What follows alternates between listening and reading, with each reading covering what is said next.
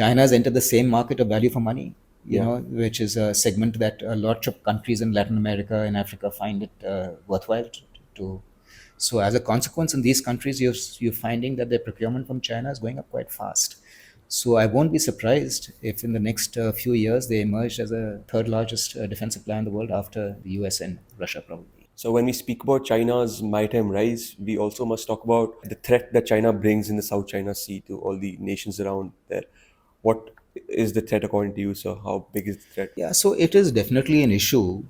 China has changed the geography of the region also by the artificial island construction. They've built, there's the Spratlys. They have got three large airfields which have been built, four large helipads which have been built. So seven sort of structures that you have made, and these are enormous. I mean, you've reclaimed 3,200 acres of land you've created, out of reefs, and these facilities are robust. I mean, you're talking about 3,000-meter runways, which can, fighter capable, with can deploy frontline aircraft with defenses of every nature. And then, you create this nine dash line, geopolitical statement that you've pushed out.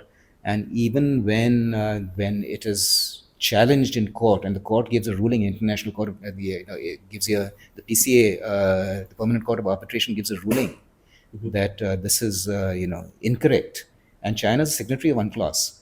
You junk that judgment, and you say our claims predate any judgment that is given in this respect. It is an iterative change that they're making all the time. So this whole philosophy of China, what they call salami slicing, is what the Western use, or three steps forward, two steps back.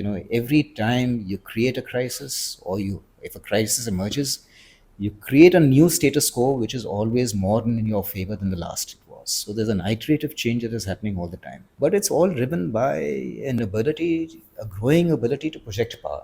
As you're becoming more and more powerful, your ability to project power further and further from your coastline is increasing all the time. And therefore, you find that there's a fundamental change that is coming in this area. There is a pushback. It'll be interesting to see how this pushback sort of manifests itself